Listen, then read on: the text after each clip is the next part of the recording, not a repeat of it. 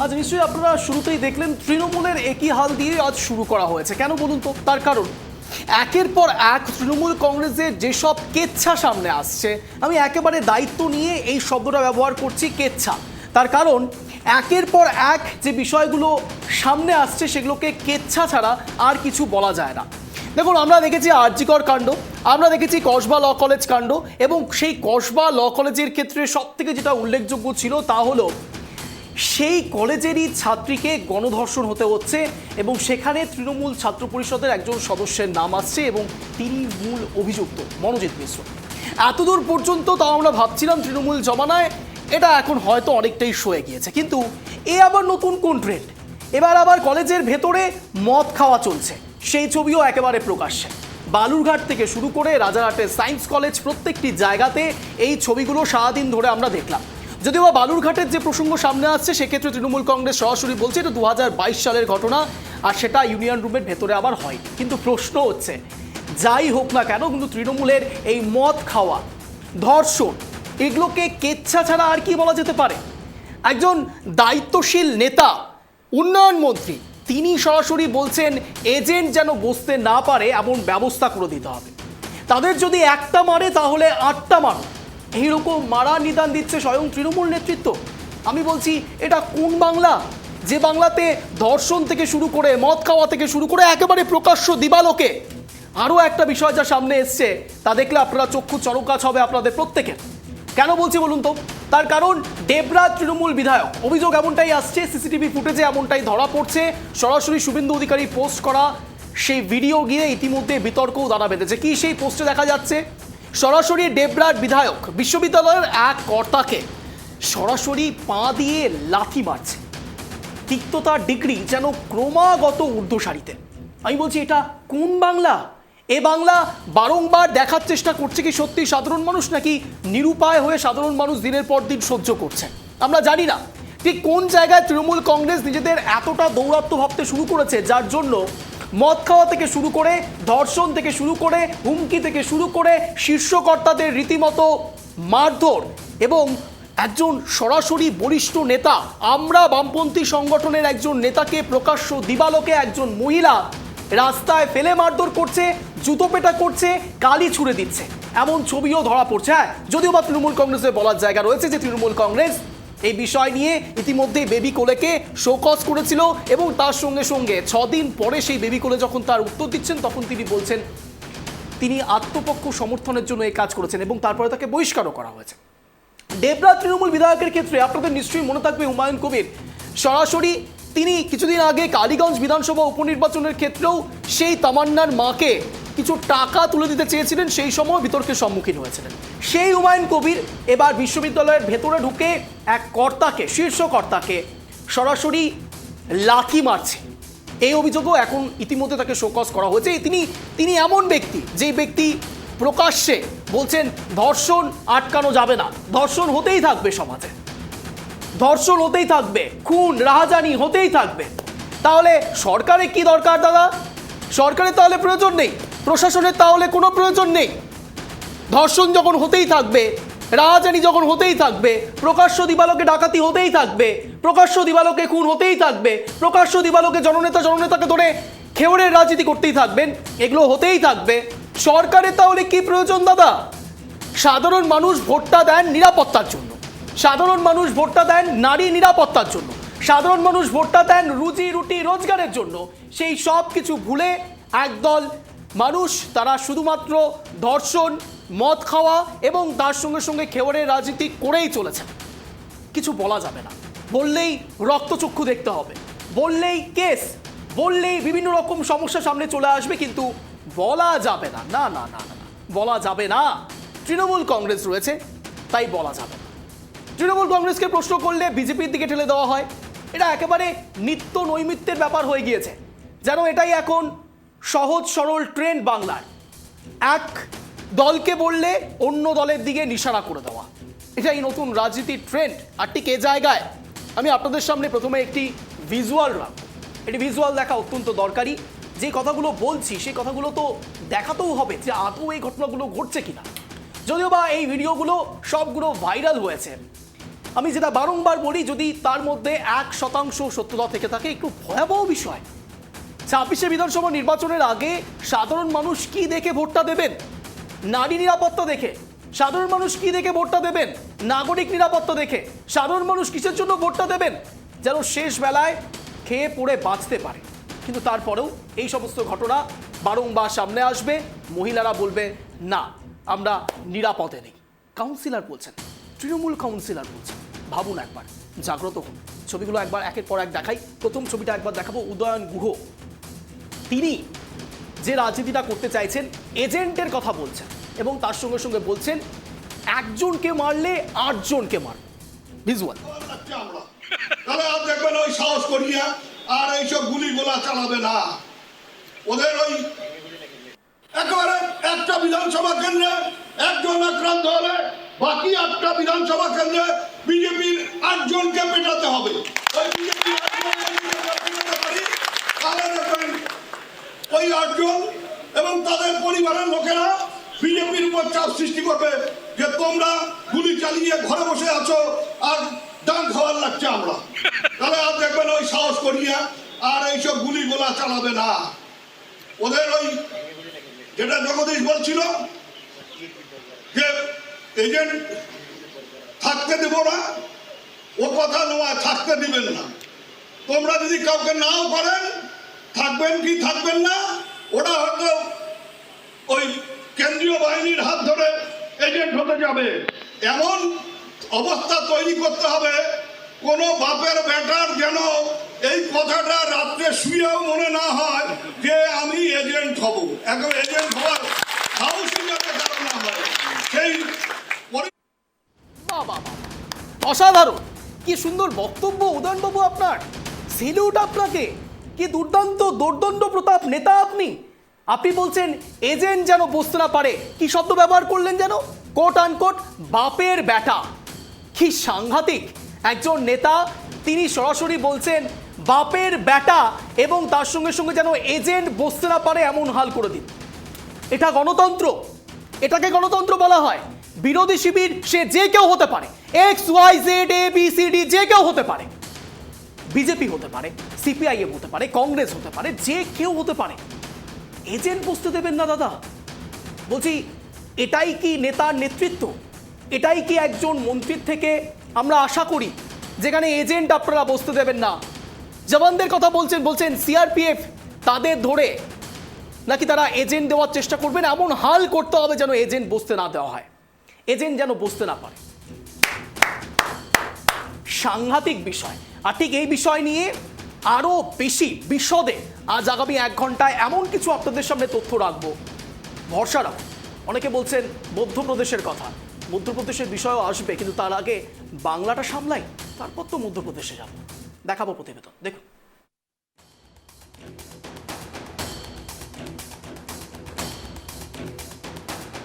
গত কয়েকদিনে পশ্চিমবঙ্গের শিক্ষাঙ্গন ও প্রশাসনিক ব্যবস্থার উপর একের পর এক আঘাত এসেছে, যা তৃণমূল কংগ্রেস সরকারের আমলে আইন শৃঙ্খলার চরম অবনতির ছবি ফুটিয়ে তুলেছে। কসবা ল কলেজের ভেতরে এক ছাত্রী ধর্ষণের শিকার, বিশ্ববিদ্যালয়ে ঢুকে শীর্ষ কর্তাকে মারধর, তৃণমূল ছাত্র নেতা নেত্রীদের ইউনিয়ন রুমে মদের আসর।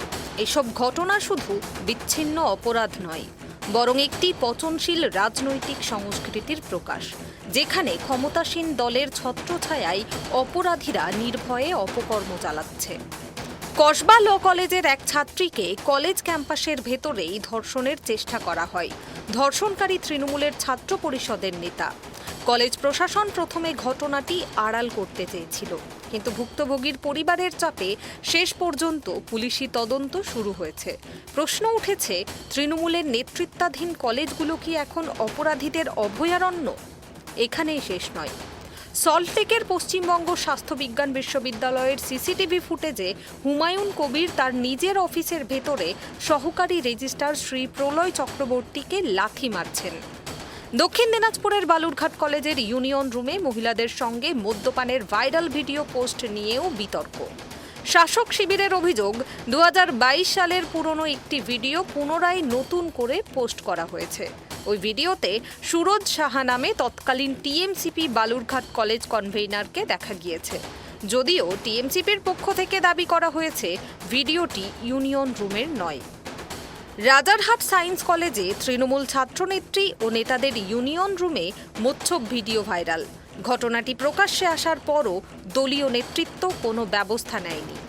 তৃণমূলের বিধায়ক উদয়ন গুহর বক্তব্য, একটা মারলে 8টা দিন, সরাসরি হিংসাকে উৎসাহিত করার শামিল। গত 5 বছরে তৃণমূল নেতাকর্মীদের দ্বারা 230টির বেশি রাজনৈতিক হামলা হয়েছে, যার বেশিরভাগই বিরোধী দলীয় কর্মী ও সাধারণ নাগরিকদের বিরুদ্ধে। কলেজ থেকে হাসপাতাল, ধর্ষণ থেকে মদ, কি চলছে বাংলায়? আজ এখান থেকেই বিতর্ক শুরু শব্দের কাটাকাটিতে। বিতর্ক, শুধুই বিতর্ক। ঠিক সন্ধ্যেবেলা 6:57 সময় আপনারা প্রত্যেকে বসে পড়েন বিতর্ক দেখবেন বলে। না, আজকে বিতর্ক শুধু নয়, কোর পয়েন্টে যাওয়ার চেষ্টা করব। অনেকে অনেক কিছু বলতে পারেন, কিন্তু সত্যিটা দেখানো অত্যন্ত দরকারি। তৃণমূল কংগ্রেসের সুপ্রিমো মুখ্যমন্ত্রী মমতা বন্দ্যোপাধ্যায় তিনি যখন শান্তির কথা বলেন, তিনি যখন বারংবার বলে থাকেন যে হ্যাঁ, তৃণমূল কংগ্রেসের নীতি রাখাটা অত্যন্ত দরকারি, মা মাটি মানুষের জন্য কাজ করা অত্যন্ত দরকারি, সাধারণ মানুষের পাশে থাকাটা অত্যন্ত দরকারি, তখন এই সব তৃণমূল নেতৃত্বরা, তৃণমূল ছাত্র পরিষদের সেই সব সোকল্ড নেতারা কলেজের ভেতরে গিয়ে দাদাগিরি করছেন, ধর্ষণ করছেন, রাহাজানি করছেন, র্যাগিং করছেন। কি চলছে বাংলায়? মুখ্যমন্ত্রী মমতা বন্দ্যোপাধ্যায় যখন সাধারণ মানুষের পাশে থাকার বার্তা দিচ্ছেন, তখন এইসব লোকেরা দিনের পর দিন তৃণমূল কংগ্রেসকে কালিমালিপ্ত করছেন, মুখ্যমন্ত্রী মমতা বন্দ্যোপাধ্যায়কে কালিমালিপ্ত করছেন। কার জন্য করছেন এসব? বিরোধী শিবির বলতে কি বোঝেন আপনারা? গণতন্ত্র বলতে কি বোঝেন আপনারা? সংবিধানে গণতন্ত্র বলতে ঠিক কি জায়গা রয়েছে? পড়াশুনো করতে হয়।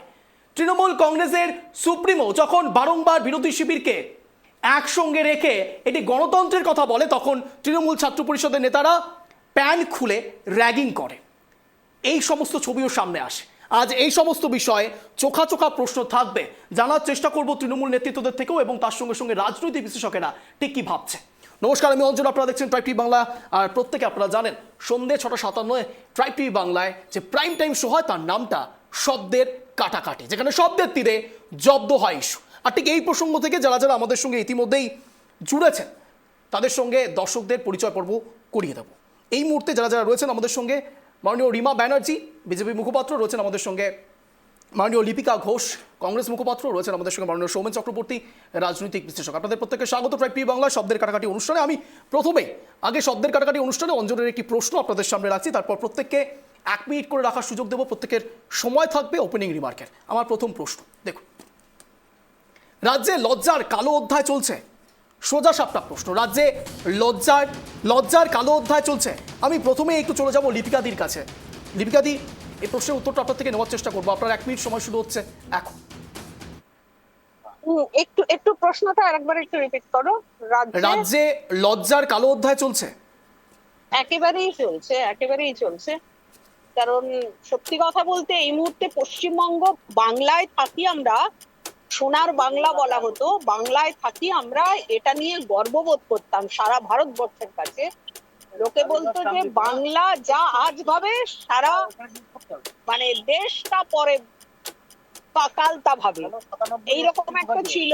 আজকে স্বামীজি নেতাজির বাংলা, সেই বাংলাকে আজকে এমন ন্যাক্কারজনক একটা জায়গায় নিয়ে এসে দাঁড় করিয়ে দিয়েছে, যে জায়গায় নিয়ে এসে দাঁড় করিয়েছে সেখানে মানে এত সামাজিক অবক্ষয় যে বলার কথা নয়। মানে তোমার শিক্ষা, স্বাস্থ্য, আবাস, মানুষের বললাম যে সামাজিক অবক্ষয়, ছাত্রছাত্রীদের, ছেলে মেয়েদের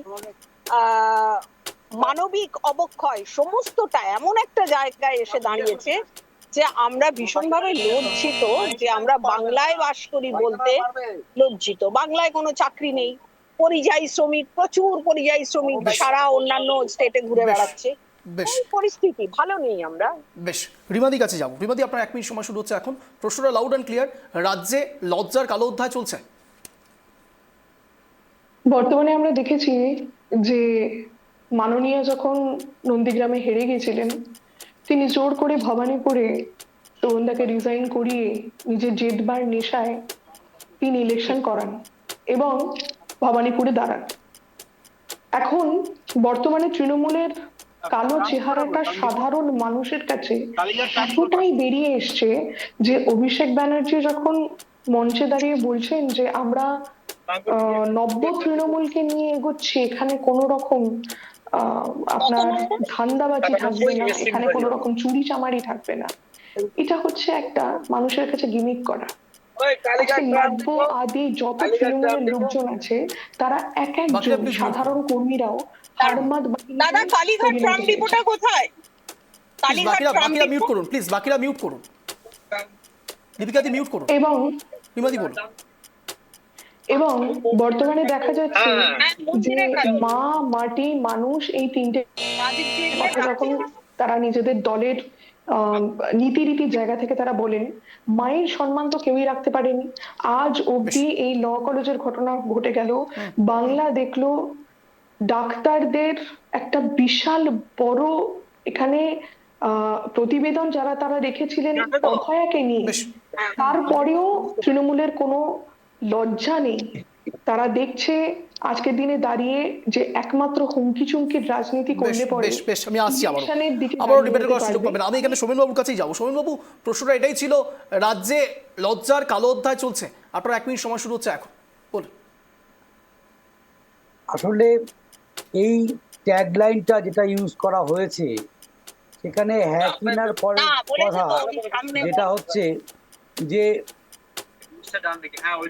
তৃণমূল কংগ্রেস একটুখানি মিউট করে দেওয়া হয় তাহলে না শুনতে লিপিকাদি প্লিজ মিউট করুন, মেন রোডের উপর আপনি বলেন লিপিকাকে একবার বলবো লিপিকাদি সাউন্ডটা মিউট করুন। সোমেনবাবু আপনি বলুন। আসলে মনে রাখতে হবে এই ট্যাগিং লাইনটার হয়তো জন্মই হতো না, এখানে লিখতে হতো না আজ, যদি আমরা যে একটা ছোট্ট একটা শব্দবন্ধকে সারা মহানগর বা রাজ্য ঢেকে গেছিল যে পরিবর্তন চাই, অর্থাৎ এই যে পরিবর্তন চাই এর এবং কতগুলো মুখ সামনে এসেছিল, যে মুখগুলো সচরাচর মিছিলে পা দেয় না, যে মুখগুলোকে মানুষ অন্য বিভিন্ন তার পেশাগত কারণেই সম্ভ্রম করে, শ্রদ্ধা করে, সেই জায়গা থেকে যে পরিবর্তন মানুষ তার প্রেজেন্ট অবস্থা থেকে আরো বেটারমেন্ট চেয়েছিল। কিন্তু সেখানে দাঁড়িয়ে মনে রাখতে হবে যে সিপিএম বলুন, বিজেপি বলুন, কংগ্রেস বলুন, তাদের একটা আদর্শগত জায়গা আছে, সেটা আপনার পছন্দ হতে পারে না হতে পারে, কিন্তু জন্মলগ্ন থেকেই তৃণমূলের কাছে যখন বারবার বিভিন্ন ক্ষেত্রে এই প্রশ্নটাকে বলা হয়েছে আপনারা ঠিক কোন আদর্শের বুনিয়াদে আপনাদের ভবিষ্যৎ নির্মাণ করতে চেয়েছেন, সেখানে সঠিক কোনো উত্তর কিন্তু আমি বলছি পাওয়ার হোল্ড করার 21শে জুলাইয়ের মঞ্চ থেকে আমরা কিন্তু পাইনি। পরিবর্তে তাদের ক্ষেত্রে প্রশাসনিকতার চলবার ক্ষেত্রে যতগুলো বাধা এসছে ওই বাধাগুলোকে সাইডলাইন করিয়ে এই আজকের পরিস্থিতির জন্ম হয়েছে। এবং এক প্রকার বলা যায় এই ট্যাগলাইন এত সত্য হয়ে কোনো মিডিয়া হাউসে সেখানে অনুষ্ঠান করতে হচ্ছে। কোথায় এই তো বাঁ দিকে বলছি, চল আগে।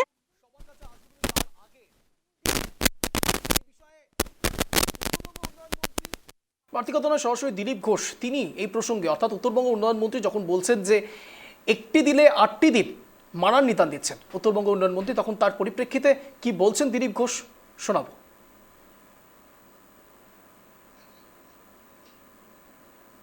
का कुत्ता शेर होता है, अपने घर में कुत्ता भी शेर होता है, अपने घर में कुत्ता भी शेर होता है।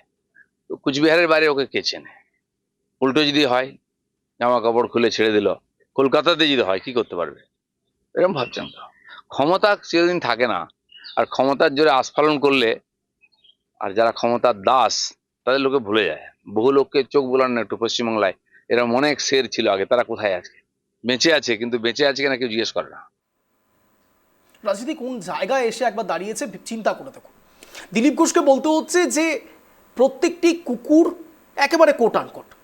আমি প্রথমেই ক্ষমা প্রার্থী সব দর্শকদের কাছে, আমাকে এটা রিপিট করতে হচ্ছে, তার কারণ এক্সপ্লেন না করলে আপনারা বুঝতেই পারবেন না ঠিক ঘটনাগুলো কি ঘটছে, রাজনীতির প্রবাহ ঠিক কোন দিকে যাচ্ছে।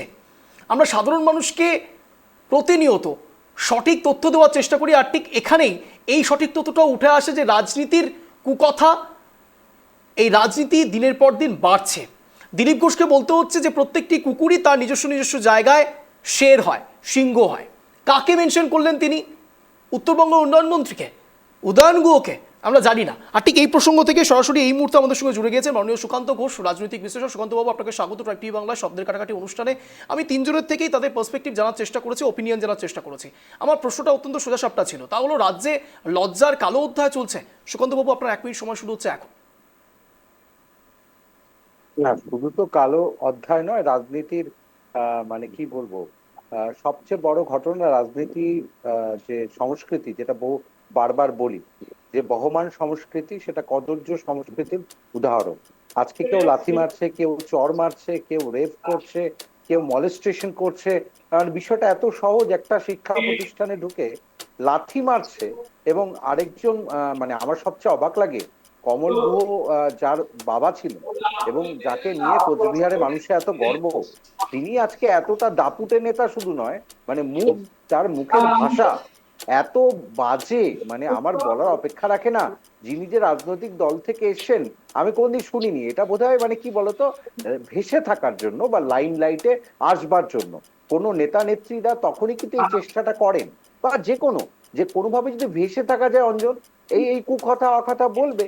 মানে এটা হয়েছে এরকম যে আমি যদি আজকে কোচবিহারে তৃণমূল কংগ্রেসের যুব থেকে মোটামুটি বাইক র্যালি বেরিয়েছে, যাদেরকে কিন্তু ভীত সন্ত্রস্ত মানুষ, এত বাইক জোরে তারস্বরে যাচ্ছে, বাইক, কোনো হেলমেট নেই মাথায়, সেফ ড্রাইভ সেভ লাইফের একদম কুপকাট করে ফেলছে, মুন্ডপাত করেছে, সেই সময় পুলিশ কোথায়? তাহলে তো কিছু রয়েছে না শুধুমাত্র সাধারণ মানুষের জন্য, নেতাদের জন্য নয়। নেতাদের জন্য কিসের নিয়ম? নেতারা তো বহাল তবিয়তে নিজেদের মতো মন্তব্য করবেন, যা পারবেন বলবেন। ইচ্ছে হলো আজকে কাউকে রাম বানিয়ে দেবেন, তো কাল রাবণ বানিয়ে দেবেন। যা পারবেন তারা করবেন। তারা নিজে ইচ্ছে মতো তারা হেলমেট চাইলে পরবেন, নইলে পরবেন না, কিচ্ছু যায় আসে না। কি যায় আসে? সাধারণ মানুষের যায় আসে। সাধারণ মানুষ রাস্তায় বেরোলে পরে যদি একজন গরিব খেটে খাওয়া মানুষ দুধের কেটলি নিয়ে তিনি হয়তো যাচ্ছেন, কোনো কারণে তার বাড়ির হেলমেটটা সে ভুলে গেছে, সেটাও আপনাদেরকে জানিয়ে রাখবো, সেটাও একটি নিয়ম রয়েছে। 24 ঘন্টার মধ্যে আপনারা চাইলে সেই বাইক সেখানে ফেলে দিয়ে আবারও নতুন করে হেলমেট নিয়ে সেখানে আসতে পারেন। পুলিশ প্রশাসন সেটার জন্যও চালান কাটেন। এটা হচ্ছে আমাদের রাজ্যে নতুন গণতন্ত্র হয়ে দাঁড়িয়েছে। এখানে কেউ কোনো কথা বলতে পারবে না, শাসক দলের বিরুদ্ধে কোনো কথা বলা যাবে না, বললেই রক্তচক্ষু। আমি ঠিক এই জায়গাতে সরাসরি সোমেনবাবুর কাছেই যাবো। সোমেনবাবু, আসলে যেটা দিয়ে আমি শুরু করেছিলাম, মাঝখানে একটু ইন্টারাপশনের জন্য বক্তব্যের একটু বাধা প্রাপ্তি হলো। যেটা বলছিলাম যে এই যে শব্দ বা বাক্য বিন্যাস দিয়ে আমাদেরকে এই ফার্স্ট কোডিং এ আমরা শুরু করলাম, সেখানে যে কথায় আমি শেষ করেছিলাম সেখান থেকেই আবার শুরু করছি।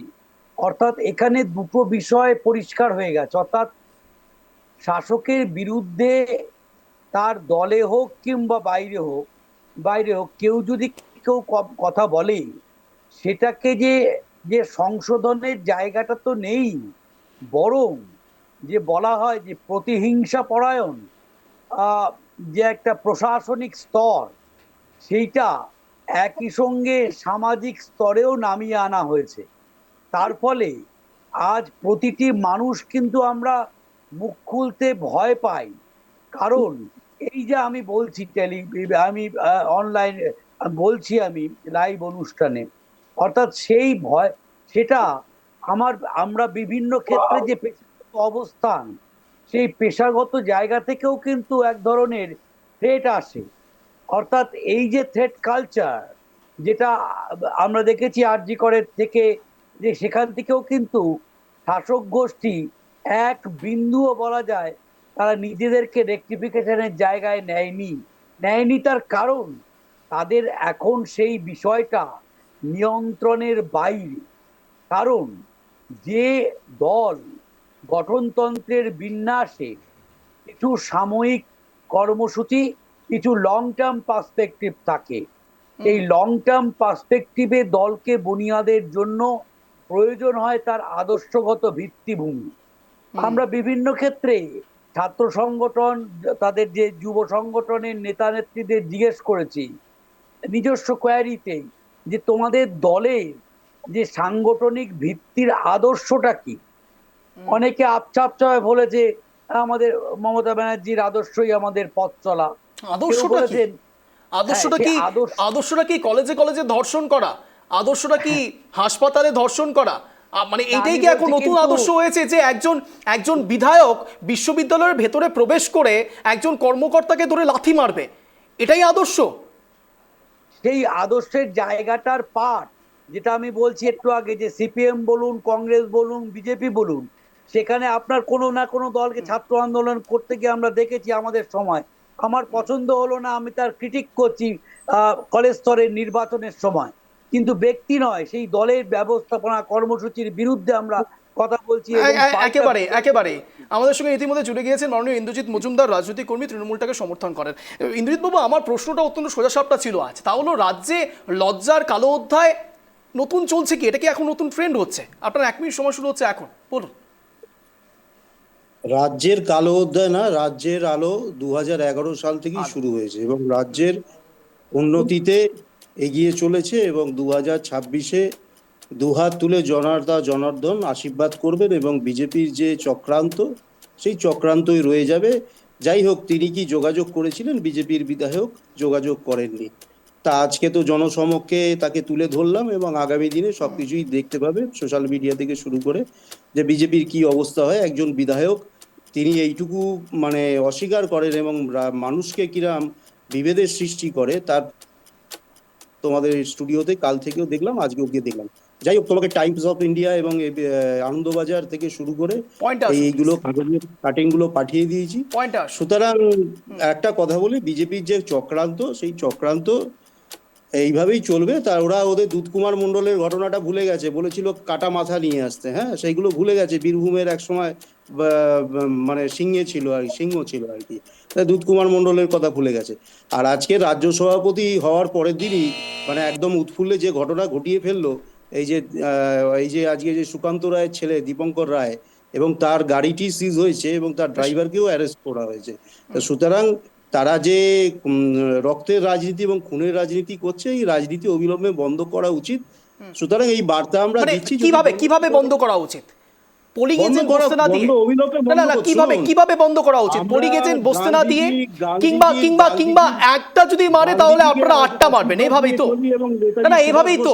না নেতাজি সুভাষচন্দ্র বসুর নামটা প্লিজ নেবেন না ইন্দ্রজিৎ বাবু, প্লিজ। কেন নেব না? না এইভাবে অন এয়ারে যে পার্সপেক্টিভে আপনারা এই নামগুলো নেন না, যে পার্সপেক্টিভে আপনারা এই নামগুলো নেন, উদয়ন গুহর মতো মানুষরা সেই পার্সপেক্টিভটা ধরে রাখতে পারেন না। কেন জানেন? একবার বক্তব্যটা একবার শোনাই ইন্দ্রজিৎ বাবু, প্লিজ শোনাবো একবার উদয়ন গুহ। বক্তব্য আমার অনেকবার শোনা হয়ে গেছে, বক্তব্য আরো একবার শুনুন প্লিজ। অনেক হয়ে গেছে, আর কত শুনবো? আরো একবার শুনুন না, ভালো লাগবে, দেখুন ভালো লাগবে আপনাদের। তৃণমূল কংগ্রেসের নেতা বলছেন, উত্তরবঙ্গ উন্নয়ন মন্ত্রী বলছেন, খুব ভালো লাগবে, দেখুন। একজন আক্রান্ত হলে বাকি 8টা বিধানসভা কেন্দ্রে বিজেপির 8 জনকে পেটাতে হবে। ওই বিজেপির 8 জন এবং তাদের পরিবারের লোকেরা বিজেপির উপর চাপ সৃষ্টি করবে যে তোমরা গুলি চালিয়ে ঘরে বসে আছো আর ডান খাওয়ার লাগছে আমরা, তাহলে আর দেখবেন ওই সাহস করিয়া আর এইসব গুলি গোলা চালাবে না।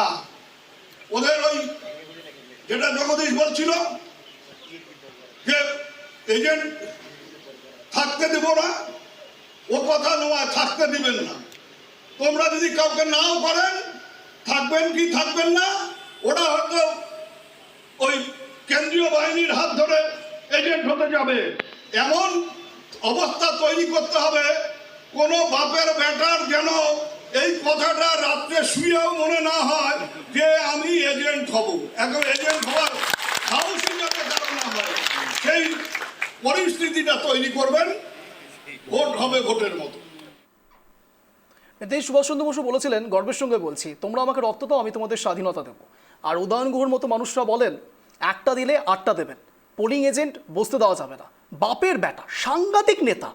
আমি বলছি নেতাজি সুভাষচন্দ্র বসুর সঙ্গে এইসব মানুষদের প্লিজ প্যারালারি নিয়ে আসবেন না, এটা আপনার কাছে আমার রিকোয়েস্ট। ইন্দ্রজিৎ বাবু, আপনাকে রিকোয়েস্টের থেকে বলছি এই কথাটা, রেসপেক্টের থেকে বলছি কথাটা। উদয়ন গুহর মতো মানুষের সঙ্গে নেতাজি সুভাষচন্দ্র বসুর তুলনা করছেন, কি করে হতে পারে?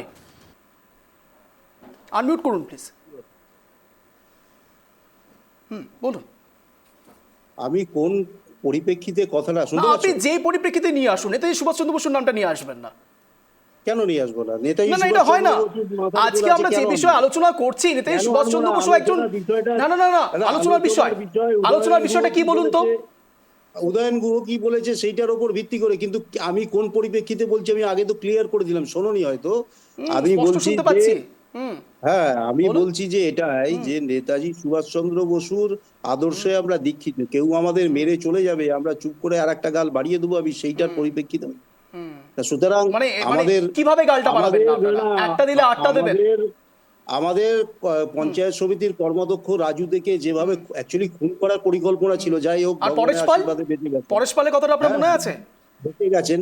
দেখুন, পোস্টকোড ওটা ভায়োলেন্সের কথা আপনার মনে আছে? ওটা সাবজুডিস ম্যাটার হয়ে যাচ্ছে। যখন আপনাদের দিকে আসবে তখনই আপনারা কিচ্ছু বলতে চাইবেন না, কিন্তু এটাও তো আপনাদেরকে মানতে হবে যে আপনাদের দিকে অভিযোগগুলো আসছে, প্রত্যেকটা ক্ষেত্রে অভিযোগ আসছে। কসবালা কলেজ, আরজি কলেজের ভেতরে মদ খাওয়া হচ্ছে, সেটা বলুন। অভিযোগ পাল্টা অভিযোগ আসবে, অভিযোগ থাকবে, অভিযোগ পাল্টা অভিযোগ আসবে। রিমাদি, অভিযোগ পাল্টা অভিযোগ। যে দলের মুখ্যমন্ত্রী নিজে স্বাধীনতা সংগ্রামীদের পাশে নিজের ছবি রেখে নিজেকে সেই জায়গায় চিন্তা করে, তো সেখানে দাঁড়িয়ে তারা সুভাষচন্দ্র বোসকেও কুলুষিত করতে দুবার চিন্তা করবেন না। যে দল চোরের দল, যে দলের নিজস্ব কোনো আদর্শ নেই, যে দল মানুষকে রাস্তায় পেলে পড়লে সেখানে মহিলারা ভয় পায় একটা তৃণমূলের অফিসের পাশ দিয়ে পর্যন্ত যেতে, যেখানে বসে থাকা প্রত্যেকটি কর্মী টার্গেট করে থাকে। ঠিক আছে, আমরা মহিলারা বিশ্বাস করুন আমাদের দলের যথেষ্ট সেফ, আমাদের একটা পরিবার সমূহ আমরা থাকি, আমাদের রেসপেক্ট আছে। আপনাদের এখানে একটা রাজন্যা বলে একটা আপনাদের যে কর্মী আছে, সে মিডিয়াতে এসে একটা সত্যি কথা বললে পরে আপনারা তাদের বহিষ্কৃত করে দেন, আপনারা তারপর তাকে চিনতে চান না, তারপরে হঠাৎ করে আদ্যনব্য হয়ে যান আপনারা। ঠিক আছে, তারপরে আপনাদের আজকে আপনারা ল কলেজ নিয়ে কোনো আপনার মুখ্যমন্ত্রী কোনো মন্তব্য করলেন না কেন? আলোচনা করুন না, অভিষেক ব্যানার্জি কোনো মন্তব্য করলেন না কেন? আজকে আমি বলছি অঞ্চল দায়িত্ব নিয়ে উন্নয়ন মন্ত্রী, উনি খুব ভালো করে জানেন যে আগামী দিনে কোনো রকম ভাবে তৃণমূল নিজের জায়গা করতে পারবে না। ঠিক সেই কারণের জন্যই কিন্তু কি করা হলো, একটা অঙ্গনওয়াড়ির সহায়িকার কাজ এইভাবে আপনারা এয়ার টাইম নিয়ে নেবেন তো? আপনারা প্ল্যান করে এসেছেন যে এটা এয়ার টাইম এভাবেই নিয়ে নেবো, 1 ঘন্টা পেরিয়ে যাবে, সাধারণ দর্শকদের কিছু জানার দরকার নেই। বলছি তৃণমূল দায়িত্ব নিয়ে এটা ভেবে নিয়েছে যে আগামী ইলেকশনে কিন্তু একমাত্র যদি মানুষের উপরে জোর খাটিয়ে মারদাঙ্গার রাজনীতি করা যায় তাহলেই তারা আগামী দিনে টিকতে পারবে, না হলে মানুষ এইবারে কিন্তু এই হীরক রানীর দলকে একদম টেনে নামাবে। 26,000 চাকরি, তারপরে এসএসসি পরীক্ষার্থীদের দেখেছি কিভাবে পুলিশ। রিমাদি, কি করে হবে? আপনারা একটু বুঝিয়ে দিন কিভাবে হবে আমাকে। তার কারণ আপনারা বলছেন 25,752 জনের চাকরি, তাদের ভোট বাড়ছে। আপনারা বলছেন আরজি কর ইস্যু, তাদের ভোট বাড়ছে। আপনারা কসবা ল কলেজের ইস্যু টানবেন, আবারও 26-এ তাদের ভোট বেড়ে যাবে। তারপর আপনারা বলবেন হীরক রানীকে নামিয়ে দেবেন। কি করে, কোন ক্যালকুলেশনে বলছেন?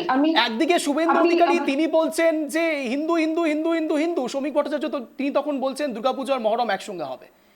কি করে হবে বলুন তো? দেখুন, আমি আপনাকে একটা কথা বলছি, এখন কিন্তু তৃণমূল নিজেই দেখে নিয়েছে এই কালো টাকার বৈভব যেভাবে লোকের বাড়িতে বাড়িতে তাদের ঢুকে গেছে না, তাদের নিজেদের মধ্যে অন্তর্দ্বন্দ্ব প্রচন্ড ভাবে বেড়ে গেছে। আজকে দেখুন সবটাই কিন্তু একটা ক্লাসের জারের মতন খুব পরিষ্কার সব মানুষের সামনে চলে আসছে। এরপর মানুষ কখনোই এই ক্ষতির দায়ের ভার আর বইতে পারবে না। এরপরে পশ্চিমবঙ্গে মানুষ নিজের শুধু সাধারণ জীবিকা চালাতে পারবে না। আজকে আপনি দেখুন দুয়ারে সরকারের এই প্রকল্প নিয়ে এসে মানুষ রাস্তায় নেমেছে, তারপরেও এই আলোচনার মাঝখানেই যেটা বলার, অর্থাৎ আমি বিভিন্ন সময় আমি গ্রাম বাংলার দিকে গণপরিবহনেই যাতায়াত করি, ঘুরি, সেখানে কান পাতলে যেটা শোনা যায় বা বিভিন্ন তৃণমূলের, আমি বলছি একদম লোকাল লেভেলের যে একদম নেতা আর কি, যাদের ভরসাতে ভোট হয় বা ভোট করিয়ে নেওয়া হয়, সেখানে জায়গায় তাদের একটা না যে বলছিল কি করে হবে, ব্যাপারটা হচ্ছে এখানে তাদের মধ্যে এই সময় দাঁড়িয়ে যে মনস্তত্ত্ব, সেটা আমি খুব কসাসলি শুনি তাদের কথা। সেখানে তারা প্রায় এখন খুব একটা বিরাট আত্মতুষ্টিতে মশগুল হয়ে আছে। লোকের ভান্ডার পাচ্ছে, মানে এই না না, ওটা নয়, খুব ইন্টারেস্টিং একটা পয়েন্ট আমি বলছি। সেটা হচ্ছে যে লোয়ার লেভেল পর্যন্ত বার্তা চলে গেছে 26-এ আমরা ছাড়া মাঠে কেউ নেই, আমরা ফাঁকা গোল দেব, আমরা 26-এ আমরাই আসছি। এই যে আমরাই আসছি, অর্থাৎ এইটা নিচু লেভেল অব্দি একটা বার্তা চলে, অর্থাৎ যে সিস্টেম চলছে সেই সিস্টেমটা চলুক, আসলে গন্ডগোলটা লাগবে সেই সিস্টেমের মধ্যেই। অর্থাৎ এবার তাদের মধ্যেই বলছে এ আমার ইজারাদারটা এখানে টেনে নিতে হবে বড় করে, এ আবার বলবে আমার এই ইজারাদারটা একটু বড় করতে হবে। এই যে ছোট বড় খেলা, এর মধ্যে থেকেই কিন্তু মুষল পর্ব শুরু হবে। বেশ, আমি এই জায়গায় সরাসরি সুকান্তবাবুর কাছে যাবো, কিন্তু সুকান্তবাবু আপনার কাছে যাওয়ার আগে একটি ছবি আপনাকে একটু দেখাই। দেখুন, ডেবরা তৃণমূল বিধায়ক তিনি কিভাবে বিশ্ববিদ্যালয়ের ভেতরে প্রবেশ করে একজন কর্মকর্তাকে ধরে লাথি মারছেন। এটা আমরা বলছি না, শুভেন্দু অধিকারী পোস্ট করে বলছেন, যদি বা অনেকেই আবার বলে থাকবেন হয়তো এটাও ফেক ভিডিও, তাই সত্যতা যাচাই না করেই আপনাদেরকে দেখাতে হচ্ছে, তার কারণ ছবিটা অত্যন্ত দুঃখজনক। দেখুন দেখুন, সরকারি অফিসারকে লাথি, শুভেন্দুর পোস্ট করা ভাইরাল ভিডিও ঘিরে ইতিমধ্যেই প্রশ্ন শুরু হয়েছে কিভাবে লাথিটা মারছে একবার দেখুন। এটা কোন রাজ্যে আমরা বসবাস করছি আমি জানি না। আমি যদি বলি যে কিছুক্ষণের জন্য যেটা ডেবরা তৃণমূল বিধায়ক নয়, মেনে নিলাম, কিন্তু তাহলে তাকে শোকজ কেন করা হচ্ছে? প্রশ্নটা তো এখানেই। যদি দেবরা তৃণমূল বিধায়ক ইনি নাও হয়ে থাকেন, আমি বললাম হুমায়ুন কবির ইনি নন, তাহলে তাকে শোকজ কেন করা হলো তৃণমূলের পক্ষ থেকে? তৃণমূলের মধ্যেও কি এখন বিশ্বাস হয়ে গেছে যে হ্যাঁ এখন আমার নেতারা এরকম করতেই পারে? আমি সুকান্তবাবুর কাছে যাবো। সুকান্তবাবু, বিশেষ করে আমি যখন ঠিক এই জায়গাতে সরাসরি জয়প্রকাশ মজুমদার তিনিও একটি বক্তব্য রেখেছেন, সেটাও একবার রাখবো। দেখুন, হুমায়ুন কবিরের একটি ঘটনা নিয়ে তাকে শোকজ করা হয়েছিল, যেটা বললাম দল অনুশাসনটাকে বজায় রাখে, জিরো টলারেন্স। আমাদের দলের যে কোনো রকম অনুশাসন ভেঙে, শৃঙ্খলা ভেঙে কেউ যদি কোনো কাজ করে, এবং এই ব্যাপারটি যখন এসছে সে ব্যাপারেও দল নিশ্চয়ই সুনির্দিষ্ট ব্যবস্থা নেবে। ধন্যবাদ। আমি এখানেই সরাসরি সুকান্তবাবুর কাছে যাবো। সুকান্তবাবু, আপনি দেখলেন শোকজ করে দেওয়া হয়েছে, অনেকেই বলতে পারেন এটা ফেক ভিডিও, কিন্তু তাই সরাসরি শোকজ করে দেওয়া হয়েছে, সেটাও আপনাদের সামনে লাগছে। আমি বলছি এটা কি ভরসাই হয়ে গেছে তৃণমূলের যে হ্যাঁ আমার নেতারা এরকম করতেই পারে, তাই আগে থেকে শোকজ করে দিই বাবা, না হলে আবার মিডিয়া কিছু প্রশ্ন করবে, বিরোধীরা কিছু প্রশ্ন করবে, তাই আগে ভাগেই শোকজ করে দিই যারা বলারই সুযোগ না পায়। কিন্তু আমার খুব ভাবতে অবাক লাগে অনুব্রত মণ্ডলের ক্ষেত্রে এখনো পর্যন্ত বিশেষভাবে কিছু দল ব্যবস্থা নেয়নি, কিন্তু অনুব্রত মণ্ডলের একজন অনুগামী তিনি প্রোটেস্ট করেছিল বলে তাকে সাসপেন্ডই করে দেওয়া হলো। এক অদ্ভুত বাংলায় বাস করছি আমরা। আর ঠিক এই মোমেন্টে অনেকে আমাকে আবার থ্রেটও দিচ্ছেন, এই মিডিয়ার ফোন নাম্বারটা দিন। সুকান্তবাবু, আসলে তোমরা সাংবাদিকরা যাকে প্রশ্ন করলে তিনিও লাথি খাবার একটা অভ্যেস ছিল তার, এবং সেই লাথির ব্যাপারে আপনি লাথি এক্সপার্টকেই, আমি জানি না, মানে এই ধরনের রাজনীতি দুটো জায়গায় দেখলাম। মানে এই যে ভদ্রলোক যেভাবে লাথি মারছেন, এত ভালো ফুটবল খেলেন, তা এদেরকে আমি বিশ্বাস করি যে পরবর্তীকালে ভারতের ওয়ার্ল্ড কাপে চান্স আছে কিনা জানি না, এদেরকে অন্তত যদি একটু সুযোগ দিয়ে দেওয়া হয়। ভারতীয় রাজনীতির ক্ষেত্রে লাথি মারাতে অন্তত পশ্চিমবাংলার কিছু নেতা নেত্রী, বিধায়করা, তারা কিন্তু বড্ড এগিয়ে। এবং এখানে কিন্তু আমার একটা প্রসঙ্গ মনে পড়ছে সুকান্তবাবু, তা হলো মুখ্যমন্ত্রী মমতা বন্দ্যোপাধ্যায় খুব ভালো ফুটবল খেলেন, উনি একেবারে প্রকাশ্য মঞ্চ থেকে ফুটবলের দুর্দান্ত খেলেন উনি। হ্যাঁ বলুন। আমার সবচেয়ে বড় বিষয় কি, এগুলো করার পর শোকজ করে কি হবে? তাকে বহিষ্কার করি বা কি হবে? তাকে উপযুক্ত শাস্তি দেওয়া উচিত, আইনের আয়ত্তে নিয়ে আসা উচিত। Law will take its own course. এগুলো বলে লাভ নেই, আইনের পথে চলবে। আইনটাকে যারা রক্ষা করবে সেই পুলিশই তো। আজকে আমি যেটা বললাম তোমায়, একজনেরও আজকে হেলমেট ছিল না, তাহলে সেভ ড্রাইভ সেভ লাইভের নামে এত টাকা যখন মদ এবং দুটো জায়গা থেকে এখন ইনকাম হয় আমি দেখেছি, একটা মদ, আরেকটা হচ্ছে এই বাইকের যারা পুলিশ রয়েছে, সিভিক পুলিশকে মানে শিখন্ডি করে কিছু টাকা তুলছে, মানে দুটো জায়গা থেকে এখন তার রেভিনিউ আসছে। বেশ ভালো। এইভাবে পুরো শিক্ষা, স্বাস্থ্য, ইন্দ্রজিৎ বাবু যথেষ্ট বিদগ্ধ মানুষ, আমি তাও ইন্দ্রজিৎ বাবুকে জিজ্ঞেস করবো যে উদয়ন বাবুর এই যে কথাগুলো বলছেন সেগুলো কি টিকে থাকার জন্য? মানে আপনারা কি মাঝে মাঝে এই টনিক গুলো মানে এলোপ্যাথি কাউকে দিয়ে দিয়াচ্ছেন, কাউকে হোমিওপ্যাথি ডাক্তারকে মানে হোমিওপ্যাথি ট্রিটমেন্ট করাচ্ছেন, কাউকে আয়ুর্বেদিক করাচ্ছেন, মানে আমি বুঝতে পারছি না যে মাঝে মাঝে এটা কি চেকস এন্ড ব্যালেন্স? মানে আমেরিকার খুব বিখ্যাত নীতি আছে একটা, আমেরিকার সংবিধানে, মানে চেক অ্যান্ড ব্যালেন্স করছেন আপনারা।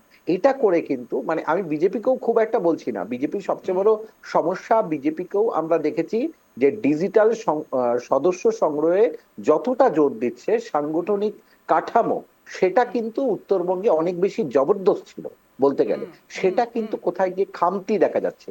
এর জন্য কিন্তু আর সবচেয়ে বড় কথা ব্যালট বক্স বা ইভিএমটা কিন্তু গুরুত্বপূর্ণ, সেখানে যদি প্রতিফলন না পড়ে তাহলে কিন্তু আমরা বিরোধী দল হিসেবে আমরা ধরো আমি আজকে আশাই করছি যে আমি কোনো রকম ভাবে 60% পেয়ে গেলে, ফার্স্ট ক্লাস পেয়ে গেলে বাস খুব ভালো, কিন্তু আমি তো লেটার মার্কস পেতে চাইছি না। লেটার মার্কস পেলেই তো আমি দখল করব মসনদ, আমার এই টার্গেটটা হওয়া উচিত। আমার ওই যে তুমি যেটা বললা হিন্দু ভোট বললেও হবে না, তাহলে কোথাও গিয়ে না মানে পশ্চিমবঙ্গের রাজনীতি একটা অদ্ভুত মজার জায়গায় চলে এসেছে। আমি সত্যি রাজনীতির কোন মজার জায়গায় এসছে একবার বলছি, তার কারণ সিপিআইএম এর পক্ষ থেকে এখন পোস্ট করা হচ্ছে যে ডিজিটাল স্ট্রাইক হবে। আমি ভেবেই অবাক হয়ে যাচ্ছি, ডিজিটাল স্ট্রাইক হচ্ছে প্যালেস্তাইনের জন্য, আর এদিকে বাংলা ভাসছে, বাংলা নিয়ে আমরা কোনো কথা বলছি না, সেটার জন্য স্ট্রাইক। এটা তো হওয়ারই ছিল, যেই দলের রীতিনীতি একটা ভারতবর্ষের সাথে মেলে না, তারা নিজেরা অন্য একটা দেশ থেকে রীতি ধান নিয়ে এসে তারা চলছে। তারা প্যালেস্টাইনকে দেখে শিখবে, তারা ভারতবর্ষকে দেখে তারা বুঝবে কি করে? এই তো চলছে বঙ্গ রাজনীতিতে। আমি কেন বলছি বারংবার করে, তার কারণ এই ছবিগুলো সাধারণ মানুষের কাছে কিন্তু অন্যভাবে বার্তা দিচ্ছে। আমি বলছি শাসক দল যা কিছু করুক না কেন, গণতন্ত্র শক্তিশালী তখনই হয় যখন বিরোধী শক্তিশালী হয়। বিরোধীদের জায়গাটাই যেন কোনো এক জায়গায় দুর্বল হয়ে পড়ছে। হ্যাঁ সুকান্ত বাবু বলুন। আমি একটা লাইন অ্যাড করবো, তৃণমূল কংগ্রেসকে দোষ দিয়ে কোনো লাভ নেই। তৃণমূল কংগ্রেস যেটা একদমই সাংগঠনিক স্তরে যে বুট জ্যাম করে এজেন্ট না বসতে দিয়ে যদি জিতে যায়, তাহলে বিরোধী দলকেও কিন্তু প্রতিহত করতে হবে এবং সাধারণ মানুষকে জাগ্রত হতে হবে। এবার লক্ষ্মীর ভান্ডার যদি সবকিছু নির্ধারক হয় তাহলে আর কিছু বলার নেই। মানে মানুষ কিন্তু এখন পাইয়ে দেওয়ার রাজনীতিটাকে খুব ভালোবাসছে। তো তৃণমূলকে কংগ্রেসকে দোষ দিলাম না, আমাদের রাজনৈতিক সংস্কৃতিটা এইভাবে তৈরি হয়ে গেছে। মানুষ আরো একটা বিষয় এখানে রয়েছে সুকান্ত বাবু, আরো একটা বিষয় আমাদের রয়েছে। আমরা ছোটবেলায় না WWE দেখতাম, ভীষণ রকম WWE দেখতাম, সেখানে ব্রক লেসনার ভার্সেস একদম আন্ডারটেকার, বিভিন্ন রকম নাম সামনে আসতো। আমি কেন বলছি, আমি এই জায়গাতে কেন নিয়ে আসছি, তার কারণ যারা খেয়ে পড়ে এত বড় বড় নেতা হচ্ছেন, জনসাধারণের ট্যাক্সের টাকায় তারা দিনের পর দিন এত বহাল তবিয়তে রয়েছেন, তারা অন্য একজন বিরোধী শিবিরকে থ্রেট করছেন। সেই বিরোধী শিবির আবার জনপ্রতিনিধি, তারাও জনপ্রতিনিধি, কোনো না কোনো মানুষ তো তাদেরকে ভোটটা দিচ্ছেন, তাদেরকে পর্যন্ত থ্রেট দেওয়া হচ্ছে। বলছি এটা কোন গণতন্ত্র?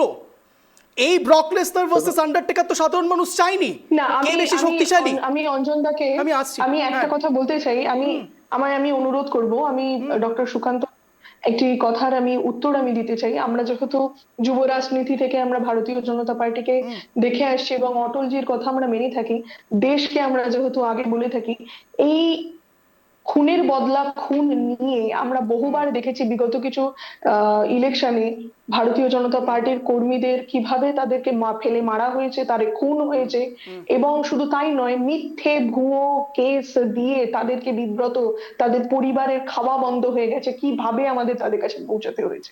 আমরা কখনোই মারের বদলা মার নিয়ে এগোবো না, এবং এই হিংসার রাজনীতিকে বাড়াবার জন্য আমরা সেই ইন্ধন দেব না। তাই জন্য কোনোভাবেই আমরা, এরা যদি মনে করে যে একের বদলে 8 হয়, আমরা সেটা দিকে আমি একেবারে একটা লাইন মানে আমার এই কংগ্রেস আর বিজেপির একটা বিষয় নিয়ে প্রশ্ন আপনাদের কাছে। আপনারা রাজ্যে এলে কুস্তি করেন, কেন্দ্রে গেলে আবার মানে কোনোভাবে চুক্তি করেন। প্রবলেমটা এই জায়গাটা বোঝার ক্ষমতা, আমি এতদিন রাষ্ট্রবিজ্ঞান পড়েছি, বাজপেয়ীর কথা বললেন, বাজপেয়ীজির মানে কোনো তুলনা হয় না, তিনি লেজেন্ড, তার সঙ্গে কারো তুলনা হয় না, তিনি রাজনীতিকে নিশ্চয়ই লেজেন্ড। কিন্তু আমি এই জায়গায় আরেকটু জল্পনাটা বাড়িয়ে দিই, তার কারণ এই মুহূর্তে জল্পনাটা বেড়েই রয়েছে। আমার কাজ শুধুমাত্র সেই জায়গাটা একটু আপনাদের সামনে তুলে ধরা। দিলীপ ঘোষ, আপনাদের প্রত্যেকের মনে থাকবে 21শে জুলাইয়ের মঞ্চে তিনি কোন মঞ্চে থাকবেন এটা নিয়ে এখন জল্পনা তুঙ্গে। দিলীপ ঘোষ তিনি কি বলছেন একবার দেখুন, শোনাব। কোনো না কোনো মঞ্চে তো আমি থাকবোই 21 তারিখ, দেখা যাক 21 তারিখে আসুক। কিন্তু মানে এত বড় জল্পনার উত্তরে আপনার এই এক লাইন জল্পনাই তো চলে রাজনীতিতে, জল্পনা নিয়েই সব চলে। দেখা যাক কি হয়, মানুষ কি জানতে চায় সে তো ঠিকই। আপনারা জল্পনা তৈরি করছেন, কেউ জল্পনা তৈরি করছে, জল্পনা নিয়ে রাজনীতি চলছে। অনেকের রাজনীতি জল্পনা দিয়েই হয়। আমাদের জলও নেই আর পনাও নেই, আমাদের রাজনীতি আছে।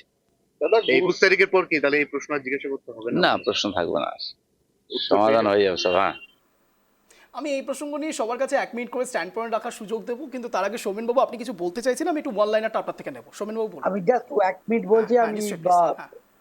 যেটা বলছিলাম যে বিরোধী রাজনীতির ক্ষেত্রে বিজেপি বা এরা যারা বলছেন তাদের ক্ষেত্রে জাস্ট একটা কথা বলছি। আসলে আমি যে পরিবার থেকে বড় হয়েছি সেখানে আমি ছোটবেলায় দেখেছি যে সেখানেও একটা পরিবর্তনের অধ্যায় ছিল 70-এর দশকে। সেখানে আমার বাবা কাকাদের দেখেছি তারা একটি নির্দিষ্ট যে বামপন্থী রাজনীতির সেখানে পরিবর্তনের ওই সক্রিয় অংশগ্রহণ, মিটিংয়ে পা হাঁটা মানুষ, শিক্ষক আন্দোলনের মানুষ। কিন্তু তাদের ক্ষেত্রে দেখেছি নিচুতলার ক্ষেত্র থেকে ওপর অব্দি যে স্যাক্রিফাইস, যে স্যাক্রিফাইস বিরোধী দলের নেতাদের ছিল, সেই স্যাক্রিফাইস মুডটা কিন্তু এখনকার যে বিরোধী দল বিজেপি ইনক্লুডিং সিপিএম তাদের ক্ষেত্রেও কিন্তু আমরা দেখতে পাই না। বেশ, ইন্দ্রজিৎ বাবু 21-এর মঞ্চ এবং দিলীপ ঘোষের পরবর্তী পরিকল্পনা, আপনার 1 মিনিট সময় শুরু হচ্ছে এখন, আনইন্টারাপ্টেড। দেখুন, দিলীপ ঘোষ কি করবেন সেটা 21শে জুলাই দিন জানা যাবে। এ বিষয়ে আমার কোনো মতামত নেই, বক্তব্য নেই। আমি সকালবেলা আপনাদের চ্যানেলকেও বলেছি, বিভিন্ন চ্যানেলকেও বলেছি। কিন্তু তার সাথে একটু বলে দিই যে উনি বললেন তো ওই বিজেপি থেকে যিনি আছেন যে আমাদের এই যে রক্ত রাজনীতি এই বিশ্বাস করি না, তাহলে পরের দিনই সভাপতি হওয়ার পরে কেন এই ধরনের ঘটনা ঘটানো হলো যদি আপনারা এই রক্তের রাজনীতি বিশ্বাস না করেন? আচ্ছা, সেটা বলাটা খুব সোজা, ঘটায়নি তাহলে তার বিধায়কের গাড়িটা আকাশপথে চলে এলো। যাই হোক, তারপরে আর একটা জিনিস, এই ডিবরার যে বিধায়ক, এটা অবশ্যই আমি সমর্থন করি না, দলও সমর্থন করে না। কিন্তু তার সঙ্গে আর একটা কথা বলি, যারা আজকে এটা সমালোচনা করছে তাদের চ্যারিটি বিগিনস এট হোম, তাদের মুখটাকে দেখা উচিত। আজকে দেখলাম বাবার জুতো ছেলের ব্যাট, বাবাকে কৈলাস বিজয়বর্গীয় জুতো দিয়ে তৎকালীন পুলিশ অফিসার এএসিপি কে ধরে মারছে, জুতো দিয়ে নিজের পায়ের জুতো খুলে ধরে মারছে। আবার ছেলে কি করলেন, আকাশ বিজয়বর্গীয়, তিনি আবার বিধায়ক গোয়ালিয়রের, তিনি কি করলেন, তিনি সেই মিউনিসিপ্যালিটি থেকে অবৈধ জায়গা ভাঙতে আসার দরুন মিউনিসিপ্যালিটির কাজ, তারা সরকারি কাজ করতে এসে তাদের সরকারি অফিসারদেরকে ধরে মারলেন। সুরক্ষা নিয়ে কথা বলুন না দাদা, আমরাও শুনতে চাই। মহিলা সুরক্ষা তো আপনাদের থেকে আর কেউ ভালো জানে না। একেবারে অন্তিম লগ্নের দিকে যাচ্ছি, প্লিজ। আমরা দেখতে পাচ্ছি যে একটা অঙ্গনবাড়িতে চাকরি দেওয়ার নাম করে তাকে 5 বছর ধরে ধর্ষণ করছে। একটু চাকরি চুরি নিয়ে বলুন না দাদা। রিবাদি প্লিজ, আপনার 1 মিনিট সময় শুরু হচ্ছে এখন, আনইন্টারাপ্টেড। কে কোথায় কি চুরি করছে তার থেকে বড় প্রশ্ন দিলীপ ঘোষ কোথায় চলে যাচ্ছে, সেটাই এখন সবথেকে বড় জল্পনার কারণ। আপনার 1 মিনিট সময় শুরু হচ্ছে এখন, রিবাদি প্লিজ।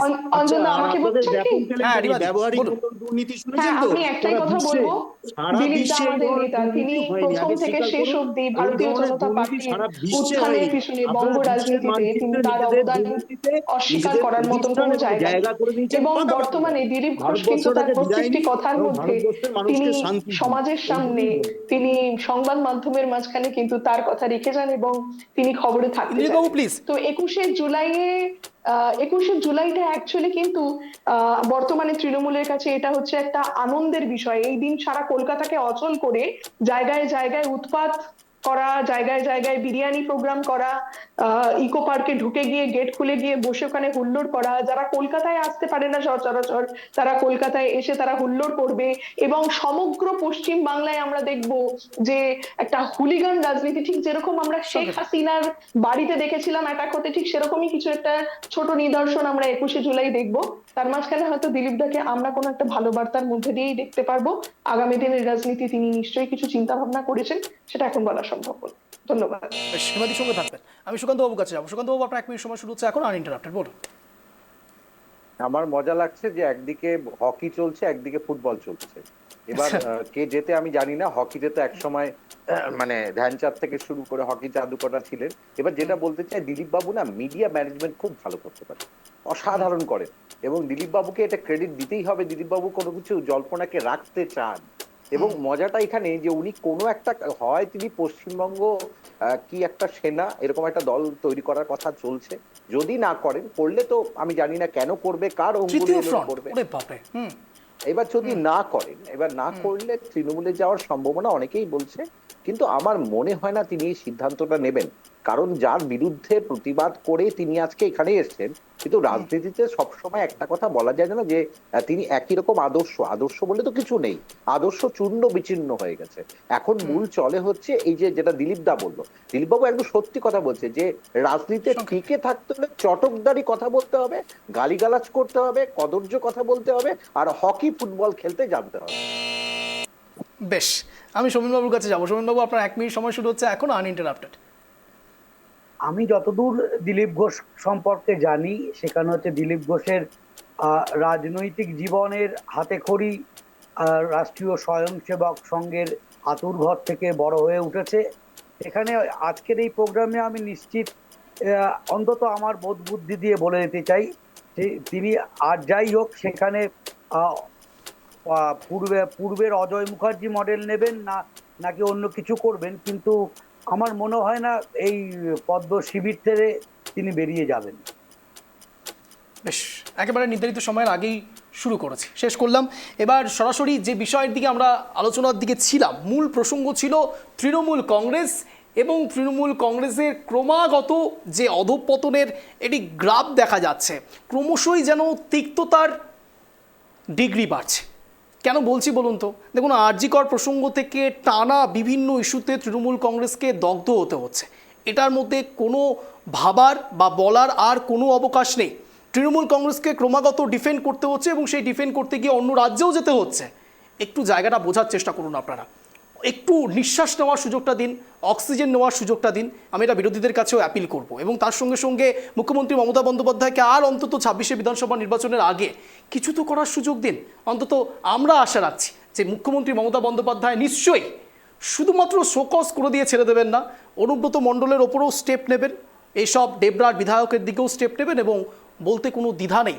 ঠিক যেমনটা সিদ্দিকুল্লাহ চৌধুরীর ক্ষেত্রে দুঃখিত বলে ছেড়ে দিয়েছেন, উদয়ন গুহর ক্ষেত্রে সেই দুঃখিত বলে অন্তত ছাড়বেন না। এই আশা রেখেই আজকের শো শেষ করছি। এরকমই টান শো দেখার জন্য প্রতিদিন ঠিক সন্ধ্যে 6:57 নজর রাখুন ট্রাইব টিভি বাংলা পর্দা। আপনাদের প্রত্যেককে অনেক ধন্যবাদ ট্রাইব টিভি বাংলায় আসার জন্য। নজর রাখুন ট্রাইব টিভি বাংলা পর্দায়, শব্দের কাটাকাটিতে যেখানে শব্দের তীরে জব্দ হয়। নমস্কার।